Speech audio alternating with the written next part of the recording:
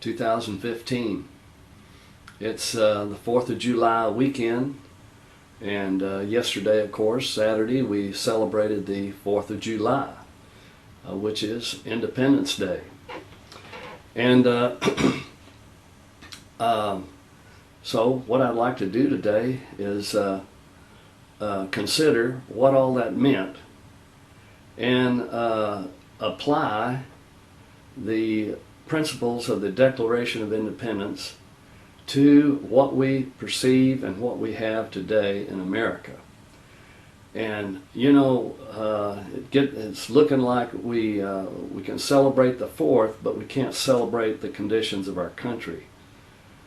We can celebrate our forefathers and what they did and what they stood for us, but it's not looking like we can anymore celebrate the fact that we've let this stuff occur in our country, tyranny.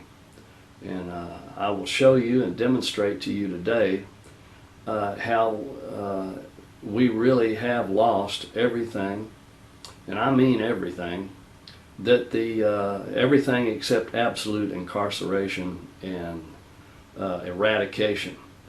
And that's on the brink of the Jade Helm 15 exercise, which literally means pain in the side control, where it's the largest federal military exercise ever conducted on the soil of the states in America without a war. Probably the last exercise of this magnitude was the war between the states, or the Civil War. And we're all acting like everything is A-OK and wonderful and everything, and we're literally on the brink of complete disaster. And so let us begin, though. Let's acknowledge this morning who really is the King of Kings, Lord of Lords, and where our liberties and freedoms and property come from, as I will demonstrate that later as well. Let me also start recording this. I'm not recording it. That'll kick my live stream off. Okay, now we're recording. Close one. I think I'd learn that after a while. Anyway, let's start with a song this morning. I'm going to read it to you, as I'm no singer, but I think it's really good just to hear these words. Sometimes when we try to sing things, at least I do, I'm more involved in trying to hit the right note than to get what's really being said. And this morning, this Sunday morning, I've selected My Country, 'Tis of Thee. I'm just going to read it. It's in 3/4 time. I'm not going to try to do that either. My country, 'tis of thee, sweet land of liberty. Of thee I sing, land where my fathers died, land of the pilgrim's pride. From every mountain side let freedom ring. My native country thee, land of the noble free. Thy name I love thy rocks and rills, thy woods and templed hills. My heart with rapture thrills, like that above. Let music swell the breeze, and ring from all the trees, sweet freedom's song. Let mortal tongues awake, let all that breathe partake. Let rocks their silence break, the sound prolong. Our Father's God, to thee, author of liberty, to thee we sing. Long may our land be bright with freedom's holy light. Protect us by thy might, great God, our King. Where do our liberties come from? Who is the author of all liberty? God. God is the author of all liberty. He has given us authority and power to defend our liberties and freedoms. And now I want to read to you the Declaration of Independence, which is the very document. I won't read it all. I want to read a particular part of it. Don't get too concerned there, even though it's all excellent. But there's a particular part of it that I want to touch to demonstrate that we no longer possess what we fought for in 1776.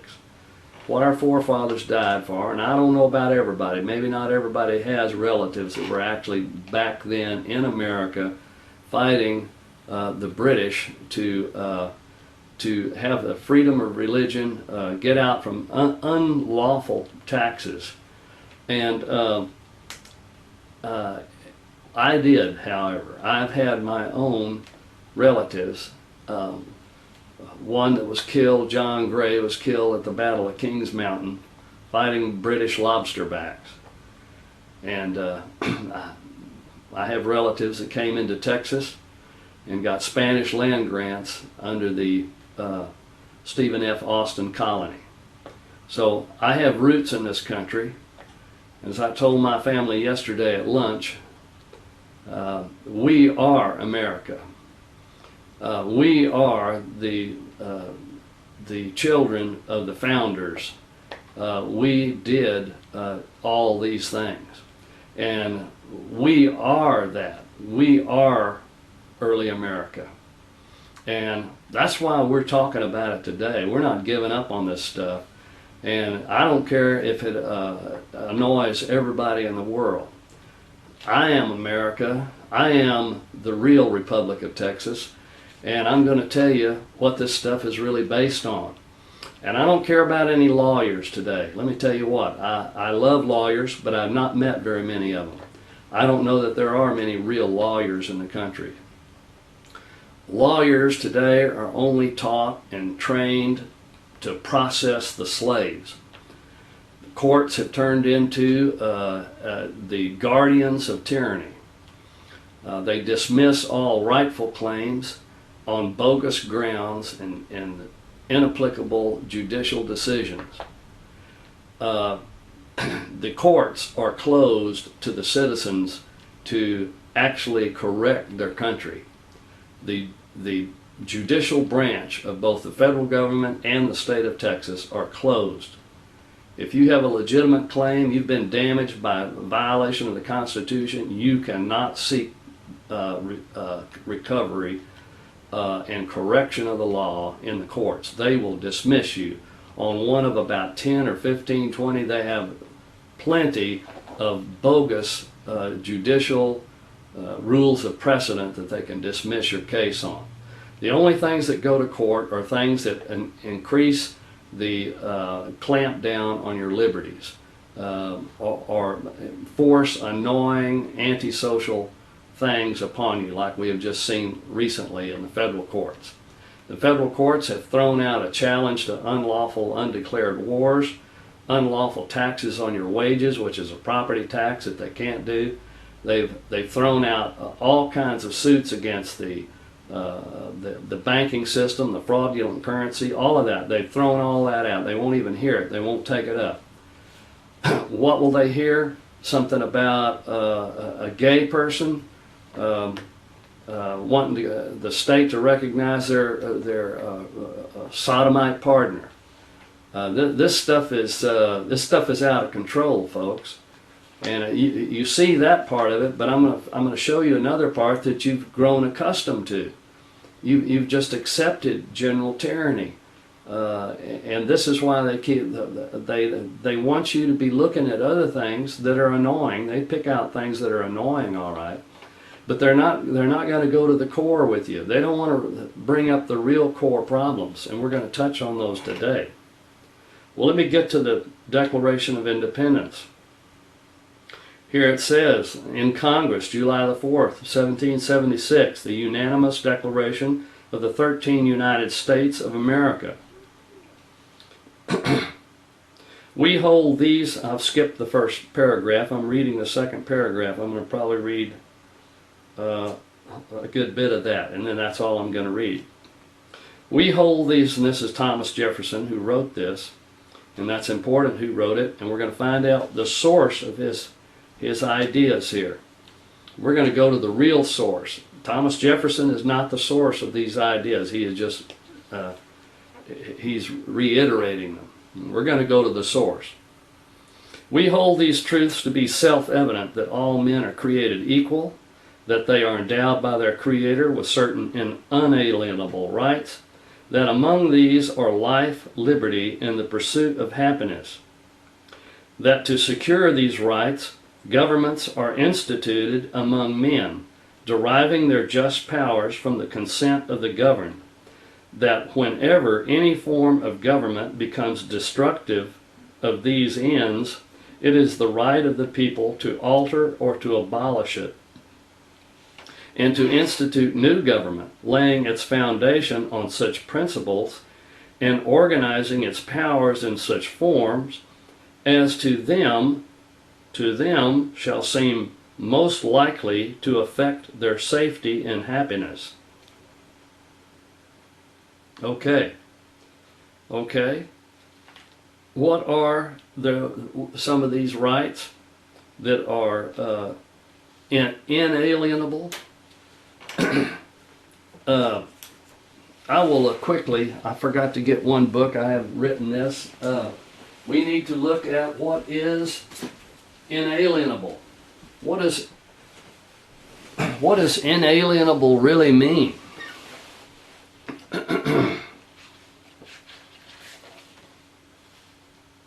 There are several different definitions of the word alienable.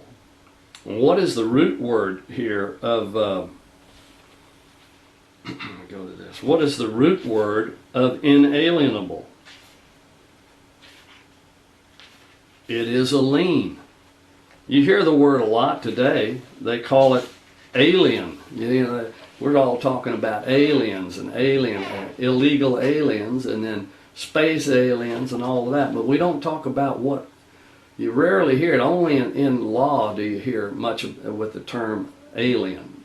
Really, alien, it's a verb as well. Alien means to transfer property. If you alien something, you get an interest in it. You take ownership of it. Alienable means that you can transfer that property.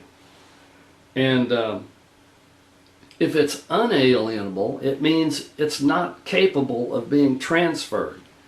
It's not like you don't want to transfer it. It's that it is incapable of being transferred. It is not possible. You cannot possibly transfer something that is unalienable. Now, I can't find these definitions in this book here. But so when you say something is unalienable or unalienable or inalienable, it means it is impossible to transfer to that. So what is he saying here? The Creator, first of all, gave us these inalienable rights. Not man, not government. Nobody assigned those. Nobody on earth, except Jesus at the time, nobody gave us on earth, or like, what would you call those, privileges. Nobody granted us any privileges. These things are inalienable rights, and they were granted to us by the Creator of the world. And we're all equal. We all have the same rights, and among these rights are life, liberty, and the pursuit of happiness. And what is government really for? Now that's what people have first, and we're going to find this out later. I'm going to show you this. What we have first is rights and property without government at all. When there is no government, we still have rights and liberties and properties. And we're the king of them. We're the Lord and King, and we decide what to do with them. And we don't ask anybody, if it's okay. We don't pay anybody to possess them and have them. Well, that's just, we're kings. We own property. We have it. We don't ask somebody what we can do with it. And we don't pay anybody to be on it, or to possess it and use it. That's the nature of the state. That's the nature of man and the state of nature without government. So what do people do? They create government in order to secure their property, their rights, their life, their liberty, and in this case he said pursuit of happiness. This has caused a little bit of problems when he said pursuit of happiness, because it's not really clear what that was. People talk a lot, we all kind of know about life and liberty, but we don't talk about much pursuit of happiness. Do you have a really right to pursue the pursuit of happiness? It's a little vague what that is. But we're going to find out it has a much more clear definition, and also that it we'll also find out what you can, the only way you can be happy. And you cannot be happy by transferring all your property to the state and the government, or a union of states. Okay, so I've read this. Now, we have the right to form government in any way we want to, and any time that a government becomes destructive to these rights. Well, what is the destruction of those rights? The destruction of those rights by a government would be to a lien, to take the property of the people, to attack the property. How does a government attack the property? It aliens it. It takes the right of it away from you. So, now let's, I want to show you a book, two books right here, and what Thomas Jefferson thought of them, the author of the Declaration of Independence. This is called Discourses Concerning Government. It was written by Algernon Sidney. He was beheaded for writing it even before it was published in 1883. He became the martyr of the Glorious Revolution in England. He was beheaded for stating that sovereignty is in the people, not in the king. And he was also preceded by Reverend Samuel Rutherford, the Scottish theologian that taught at the University of Scotland. And he wrote a book called Lex Rex in 1644. And he said the same thing, that kings exist for people and because of people, and people authorize kings only with conditions. And if those conditions are violated, the king becomes like any other man and is able to be killed by anyone. Anyone had a right and authority to kill a tyrant. Even the king's judges said that. So, we see what's been going on here. Where does rights come from? Who has sovereignty? This is what we're talking about. What is lawful government based upon? Now I want to read a little paragraph out of here to prove to you that I'm not just making this stuff up. First page in the foreword. Thomas Jefferson regarded John Locke and Algernon Sidney as the two leading sources for the American understanding of the principles of political liberty and the rights of humanity. Locke's second treatise is readily available, but since 1805 only one major reprint of Sidney's discourses concerning government has appeared until now. There you go. Now they have just even to go further than that, the source of that statement was taken from the minutes of the Board of Visitors of the University of Virginia, March 4th, 1825, and in Thomas Jefferson's writings, New York Library of America. Well, that was the name of the book here. I'm sorry. Let's see. Okay,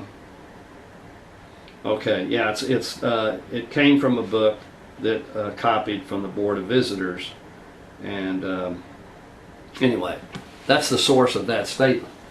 Now, we know, of course, we know by reading the Constitutions, the sound of them, the verbiage, and the sound of the Declaration of Independence. First of all, let me say that this Algernon Sidney did not develop the principles that our country is actually founded on. He actually disproved that monarchies can be lawful governments, because not one person can contain all the power. If a king has all, if anyone has all the power, it's almost the definition of tyranny when all power is concentrated in the one hand. That's almost a definition of, it's not quite there, but you could I guess it would be possible to have a law that the king's only duty would be to protect property, and I mean, I could see where he couldn't do anything except protect property. I guess I think a monarch would be lawful if all he could do was protect property. But anyway, here is the real fundamentals about what lawful government is made on. John Locke said the principles of property. This is what he developed. Nowhere are the principles of property developed and explained any better, even to this day, than in this book. This is the first and second treatise of government, and I recommend you getting it. This is the best version of it I've ever seen. This book is edited. It's called Locke, Two Treatises of Government. It was written by Peter Laslett, and it's by far, Peter Laslett was a professor at Cambridge in England, and he has dedicated his life to the full study of John Locke.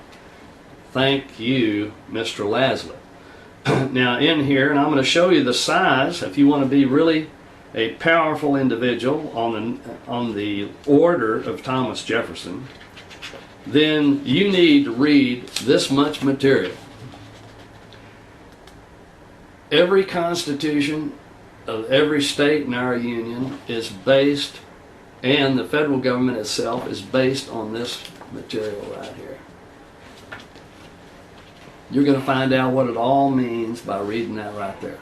You'll be an expert on constitutions and government worldwide, or cosmos-wide, and history deep. This is it.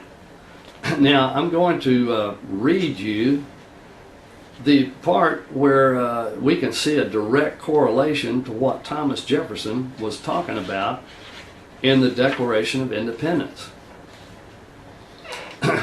This is his chapter 9 of the second treatise of government. It's entitled, Of the Ends of Political Society and Government. And here I go. If man in the state of nature be so free as has been said, if he be absolute lord of his own person and possessions, equal to the greatest and subject to nobody, why will he part with this freedom? Why will he give up his empire and subject himself to the dominion and control of any other power? Good question. To which 'tis obvious to answer, that though in the state of nature he hath such a right, yet the enjoyment of it is very uncertain and constantly exposed to the invasion of others. For all being kings as much as he, every man his equal, and the greater part no strict observers of equity and justice, the enjoyment of the property he has in this state is very unsafe, very unsecure. This makes him willing to quit this condition, which, however free, is full of fears and continual danger. And 'tis not without reason that he seeks out and is willing to join in society with others who are already united or have a mind to unite for the mutual preservation of their lives, liberties, and estates, which I call by the general name property. So John Locke here has told us that the purpose of government, all government, is, let me read this final end here. Starts another little section. The great and chief end, therefore, of men's uniting into commonwealths and putting themselves under government is the preservation of their property, to which in the state of nature there are many things wanting. Well, there you go. Now, what did he say right here? Property. And there's 3 types of property he named here. Life, liberty, estate. What is estate? Estate is the things that he lives in. He has an estate. It's his possessions. Later on in here, I don't think I could find it quickly, but he mentions later on in here and uses a different word, but estate means the same thing. He calls it possessions. He uses the word possessions in other places in here. So all property can be broken into three categories: life, liberty, and possessions. And that covers a lot of stuff. Now, what did Thomas Jefferson just say? What did John Locke just say? The sole purpose of government is for the protection of property, consisting of your home, your house, your business, your tools, your even things that like rights you have, like book rights. If you write a book, they have to protect your book rights. You can't have everybody publishing it and putting it out like they did it. Your reputation, that's a possession. That's a part of an estate. No one can harm your reputation without being somewhat liable for it, and you can take that to court. And our Texas Constitution says that. Article 1, Section 13. And now, also, if we create government to protect that property, and those properties are inalienable, non-transferable. So, I mean, without our permission, certainly we can dispose of our property or sell it to somebody, but that's all based on our permission. And don't get that confused, but it has with voting, because voting is only can only delegate authority that everyone has, and it has to be authority for themselves, not for others. You go into a voting booth with your own authority, not authority over someone else, because you don't have authority over someone else. So nobody can vote to lien my property, because they don't have, without the voting booth, they don't have a right to lien my property. They don't obtain a right to lien my property by entering a voting booth. Therefore, the only thing you can delegate in a voting booth is authority that you actually have. You don't obtain authority and then delegate it and transfer a property to somebody else, to the government, by entering a voting booth. That's not what voting booths do. Voting booths merely transfer a right that you actually possess. You delegate that right to someone else to do for you. Like, you have a right to have a say about who the mayor is. We all have an equal right to have a say in who the mayor is. And we're not deciding for our neighbor. We're not saying that my neighbor wants this person. You're saying each person says what they want for mayor. That's a whole lot different between going in and saying, my neighbor over here wants to give you his property. He wants to transfer his property to the state in security for paying the state some money. I don't have a right to do that. I can do that for me, and then, but how do they know which one of us voted for it? The only way you can transfer a property to the state would be voluntarily go in and contract them independently. Put your name on there and their name on there, and transfer your property like you would to anybody else. You sell it to anybody else, or transfer an interest in it, a lien in it. But, okay, so property taxes. Now that's where I'm going with this, folks. Let's talk about your possessions. You don't own any property in Texas. If you're in Texas, where I am, and most states are the same, you don't own any property, because Property taxes. Property tax is really not a tax at all. It's a misnomer. It's a confiscation of your property at the very instant that they impose it. Because what do they say? If you don't pay it, what do? They file a lien, a tax lien in the county court. And if you don't pay that money, they will sell your property to another tenant. They will evict you, the tenant, off of your property, out of your possessions, and in what they can't do, it's unalienable, it is untransferable, they don't have a lien on it, they can't get a lien on it. It is all a hoax. It is a gangster hoax. It is criminal. Our government has become tyrannical and criminal, and they've written tyrannical laws that they don't have authority to make. They can't get the authority to even make these laws. They say, oh, well, the people voted for this and the legislature did that. They can't do that. They don't have the authority to do that. Oh, yeah, they can. They can write it down on a piece of paper and they can all raise their hands, or you can pull the lever. But God doesn't recognize the transfer of any property that way, because we know that we are all equal in the eyes of God, endowed by our Creator with certain inalienable and unalienable properties, consisting of life, liberty, and possessions and estate. And now let me show you what Jefferson's whole idea was. You can't be happy and not own property. Because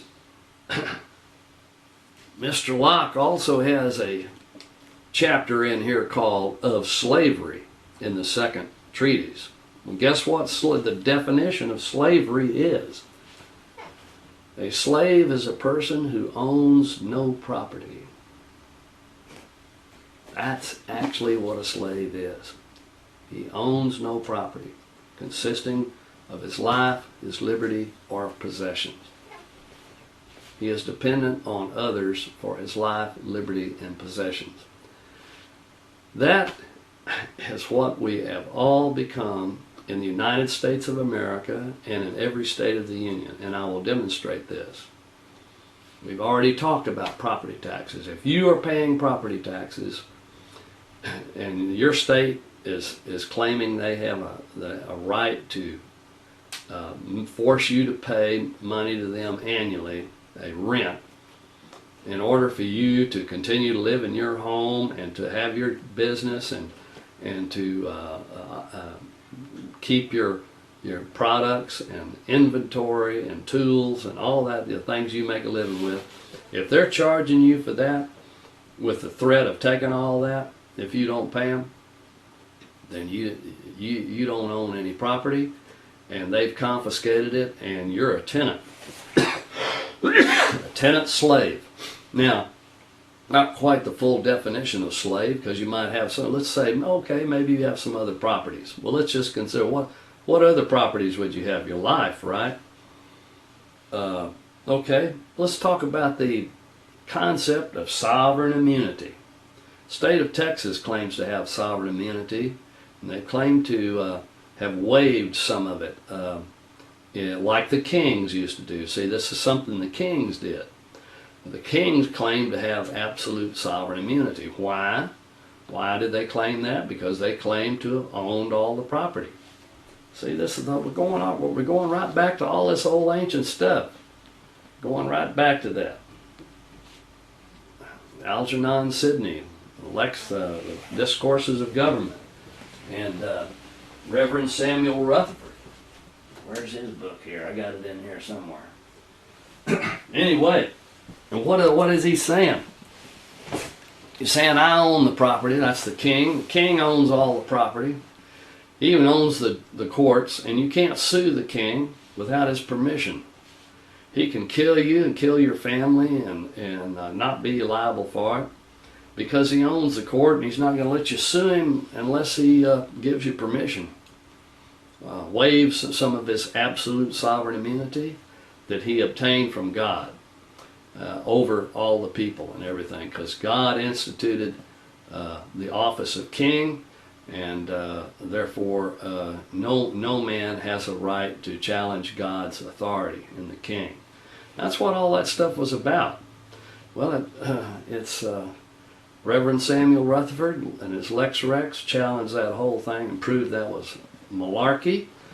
So did Algernon Sidney.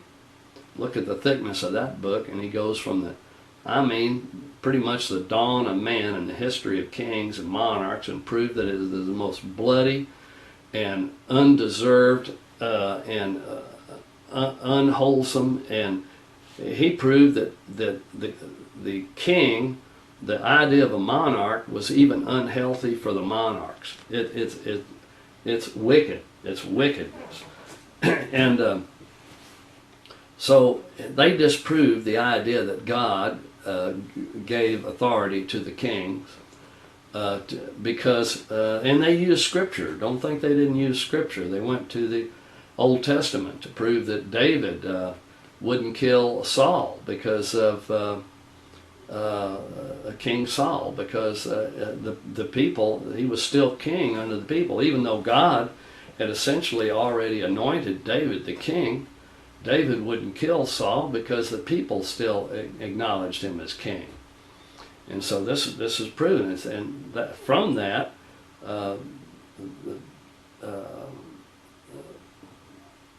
Samuel Rutherford was able to prove that it is man that makes the kings on earth. They're not kings until they are made by man. Because let's look at the process of sovereignty, how it transfers, how it flows from one to the other. You know, modern churches say that God is sovereign. Well, God is sovereign. There's never been an argument, ever, anywhere in the world, ever, that God was not sovereign. To say that God is sovereign is a no contest. Nobody's going to argue with you that God is not sovereign. You're not saying anything. It's only when you get it down to the disputes and arguments that are going on in reality that sovereignty becomes a problem. Are we sovereign as citizens over our property? Or how does all that work? How come the state can take our stuff if we don't do something for them? What is that about? How do they get that power? What is that? So let me show you how sovereignty moves. God created, first of all, he created man. And men are all equal. And they own property to sustain their life and their liberty. That's what estates do. They sustain your life and liberty. And you can't evaluate that. You can't put a value on that, because that is what you can't put a value on a man's life. You don't know the value. Nobody, not all the people in the world can't calculate the value of my life. They don't know what that is. I can't do it for them. I can't help them figure out the value of somebody else.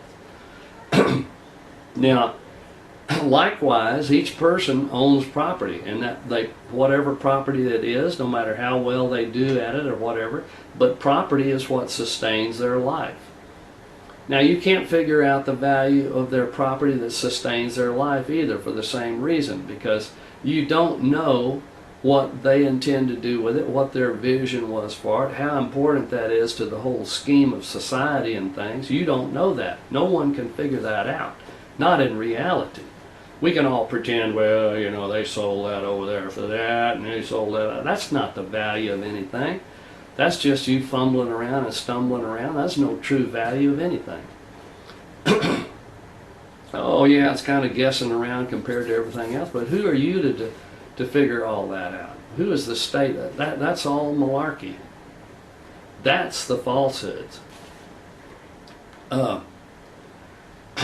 So how does sovereignty move? God creates man. That means God is sovereign over all men. Then man creates government.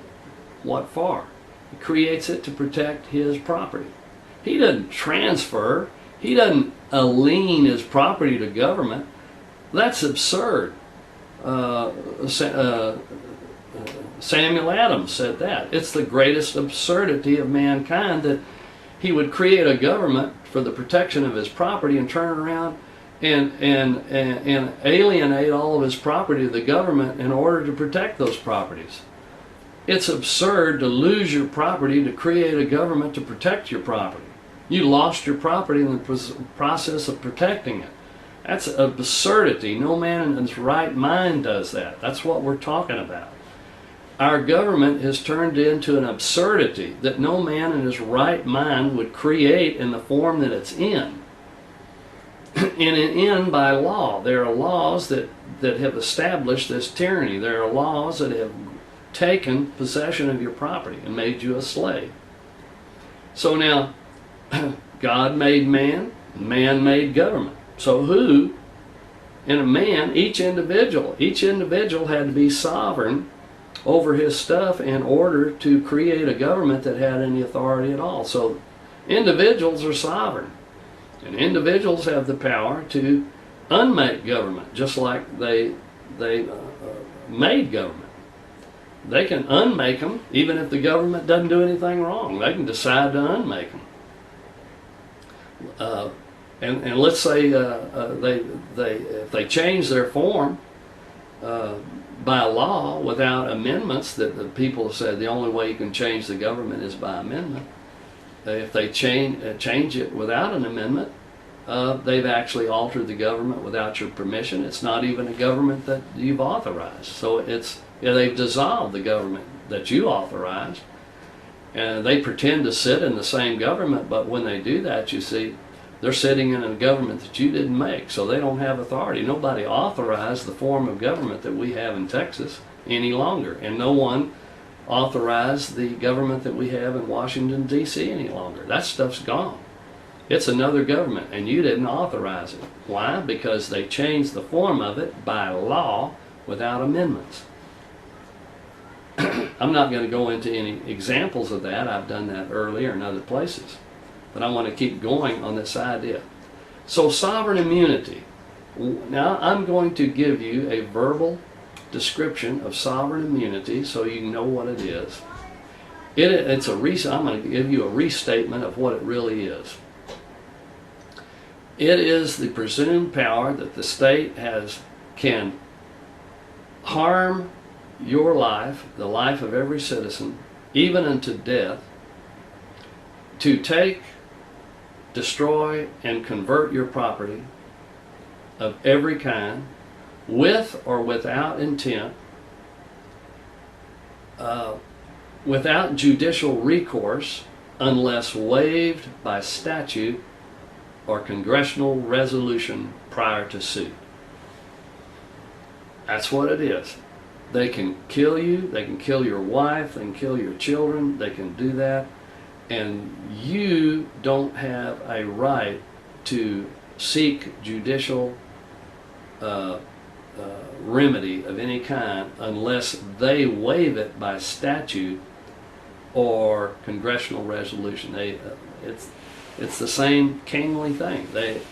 And that's not in any of our constitutions. That's not in the federal Constitution. That is not in the Texas Constitution or any constitution of the states of the Union. But almost every state of the Union has it. I think maybe only Arizona got rid of it in '69. But this is, it came into Texas by the judiciary too. And it came in very early. Just like these unlawful property taxes. Unlawful property taxes came into Texas early, mostly after the Civil War. Or the war between the states, and you can see we were like under a Reconstruction. We were actually an occupied, defeated people in the South, and so some of the laws that got created back there, and you can imagine that wasn't exactly based on the most sound political theories and sound theories of government. When you're being occupied, you don't always come up with the best forms of government when you've been overthrown and militarily and you're in a state of being reconstructed with troops walking around all over everything. They're not always real magnanimous about what they're going to allow you to do lawfully or create a lawful government when they're tromping all over everything, kind of like in Iraq and Afghanistan. I really question the legitimacy of their government at this point in time, especially since we never proved anything that they ever did and harmed us in any way. And just more stuff going on like that. So, sovereign immunity. They've taken, they have a right to harm all your property of every kind, even your life, even kill you, without recourse, unless they've turned it upside down. You see, they don't have an authority to do that at all, period. And the constitutions, the Texas Constitution says that. In Articles 1. The whole Article 1 of the Texas Constitution is about the Bill of Rights of the Texas, of the state of Texas, even in the Constitution of 1876. And in there it says that Article 1, Section 13, that all courts shall be open for any damage done to a man in his life, liberty, and possessions, and property, and estate, and lands, and goods, and reputation, and all of that.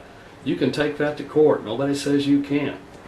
You can take that to court and get remedy under the laws. Now, of course, they make another law.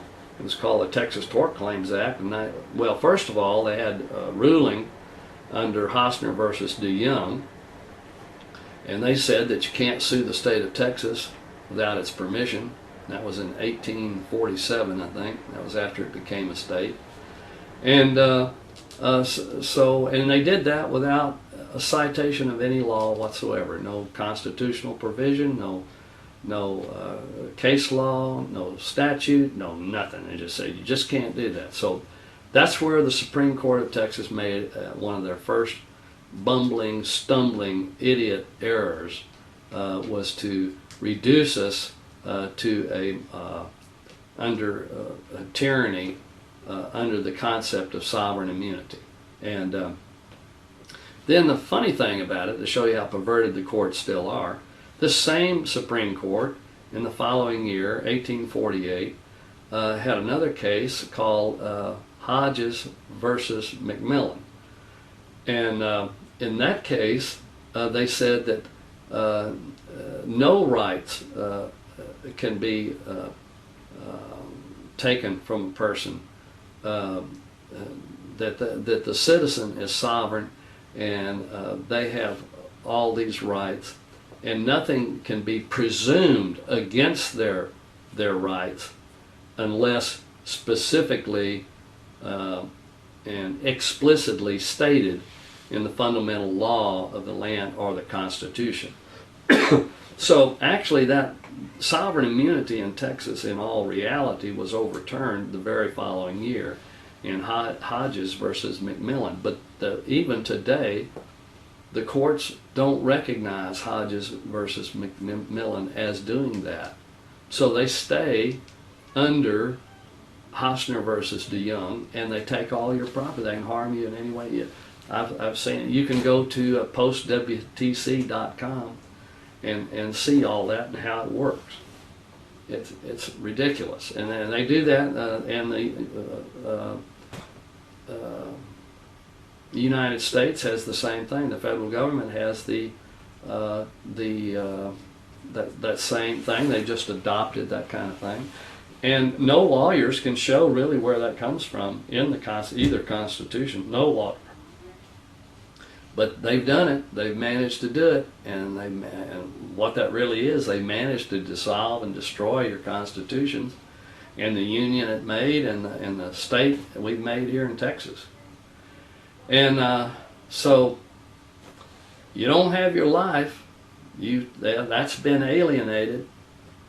You've transferred your life over to the state that they may do anything they want to with it without your permission. The only way you can get remedy if harmed is get their permission, to sue them, and then your property They've harmed that. They've put a lien. They've alienated it. They've taken your property, and you pay. You pay them every year to be a tenant, to stay on their property. You just name it. Now, okay, your liberties. Well, I forgot. Life. Possession. We left the middle one out. Life. Oh, life. I'm sorry, we left out the middle. Liberties. Life, liberty, possession, property. Liberties. Okay, you got to get in your car and go down the street, right? Whose street is it? You paid for it. People paid for it. It's your street. You bought your car, right? It's your car. No, you can't drive without permission. That's called a driver's license. You have to have a license to drive. Okay. Well, that's not very good, because you are purchasing a permit to exercise a right with your property. You own the car, it's your property, you have a right to travel. A right to travel is fundamental anywhere in the world. That is like, well, I shouldn't say that, but it's fundamental to mankind. We should all have the right to travel. If you don't have the right to travel, you're in jail. Travel, just because the jail is larger, doesn't mean that you're not still in jail. You're not in jail only when you have the right to travel. So, if you don't have the right to travel, you're under arrest because you can't travel. So what you do is you buy permission to travel in your car on the highway. And of course, they try to say that's making it safe and everything, so people know how to drive, And that, I'm for that. I think we ought to have safe drivers, but we ought to change the name of it. We ought to call these certificates of proficiency with an automobile. A little certificate. It doesn't prevent you from driving or going somewhere in the place, or going from place to place. You don't have to have it. It's just something that proves to drive. It just proves that you know how to operate a motor vehicle. It's a statement that says I've taken a course and I know how to operate a motor vehicle. Of course, you say, well, that makes, if you don't have to have it, other people get on the highway and they're not safe.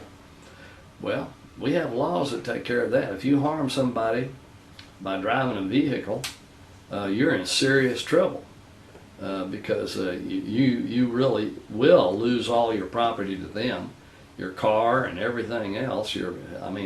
That's the way to become a slave.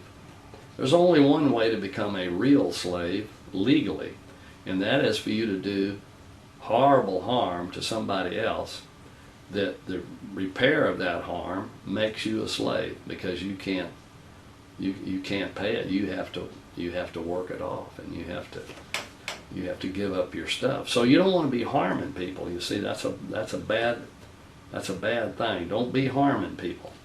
And that's the thing we don't learn.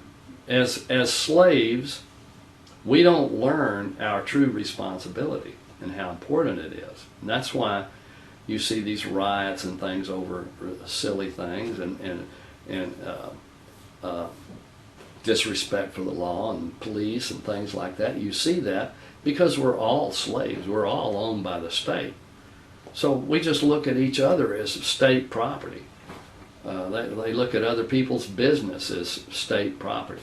They defile your business, write on your walls, and trash your stuff, because they don't see you as the real owner. They see that as just state property. Everything is state property, and they get tired of it. And they feel like they have as much interest in the state property as you do. Even though you're the owner and you're the one paying taxes on it, that doesn't matter. It's still staying there. To some degree, they are absolutely right. We don't respect property because none of us own any of it. This is where the disrespect for property comes from. We don't own any of it. We're not taught that we own it. We don't teach people that we own it. We don't teach people they have a right to defend it. So that's where we are. That's where we are, and America is over. It's over, and so is the state of Texas. It's over. We don't have lawful government in either one. And probably most states in the Union are the same way, because over the years, I believe it's been the effect of the Union is to pervert the laws in every state in the Union in order to be over it and do what it's been doing over all the states. So all the states have been perverted by the Union that has been taken over and destroyed by others for their own purposes. And so anyway, I just wanted to tell you and show you where the 4th of July concepts come from. And then now you know. And you know they go back even to the Bible, to great theologians that explained it through the years, and right up to Thomas Jefferson and John Locke, and where Jefferson got his ideas. So, and it helps prove that we don't have that anymore. We can celebrate it, that we once had it, celebrate our great forefathers who understood it and obtained it and did what it took to do it. But over the years, over 200 years, we've lost it in a short period of time.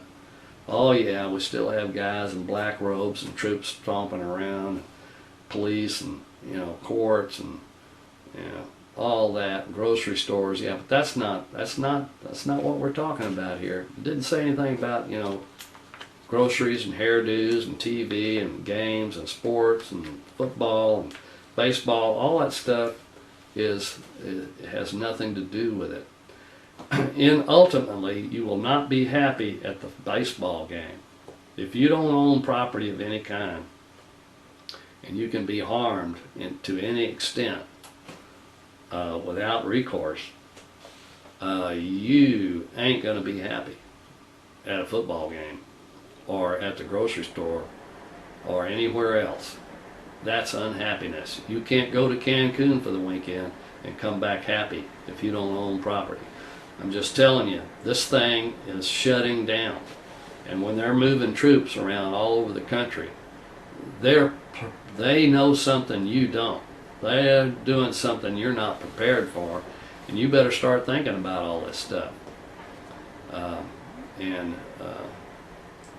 So anyway, let's think. It's not over though. The main reason I'm doing all of this is to tell you that it is not over. Some of us still know these things. We've learned these things. You're going to have to, one of these days, we are going to be able to defend our properties. It is God's will that these things be done. It is God's will that governments be based on these things. We're not alone in this. God is with us. This is the way God wanted it. God wanted John Locke's ideas. God wanted Algernon Sidney and Reverend Samuel Rutherford and our forefathers and Samuel Adams and all the great men. God was involved in this. The church was involved in this. The church was powerful in the defense and obtaining of liberty, of life, liberty, and possessions. And it can be, once again, this is my prayer, and I'm going to close with that today. Father in heaven,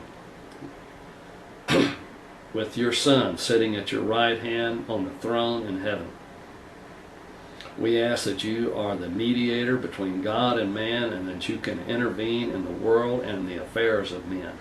Our forefathers saw that and believed that and pursued their liberties and possessions with a full knowledge and awareness and belief and confidence that you would not only act through them and be in them and make them strong and stand them up and make them powerful, even in their own right and their own abilities, but that you would intervene even in a supernatural way to make things go the way you want them. Because we know that whatever you want gets done in the galaxies, in all things. What you say with your mouth is done. You created the world with your word just by the stating of it. And you can stop things and create things and move things and alter things merely by the spoken word. And we ask you that you speak on our behalf, and you speak to make us strong and be able to defend our rights, our liberties, our properties, our possessions, and to actually be happy knowing that we do possess our life, our liberties, and our possessions, and that they are unalienable by any government anywhere in the entire cosmos. And that means that the state of Texas and the United States have no right to tax properties, and consisting of wages and consisting of our lands and tools and homes. And we ask that the troops that are being sent around to do whatever they're going to help us, help them to stumble and fumble and mess up, and help us to defend our properties against all comers. And we ask this in Jesus' name and for his sake. Amen. All right. Till next time. That was the 4th of July, the way I see it. Okay. We'll see you next week. Thank you.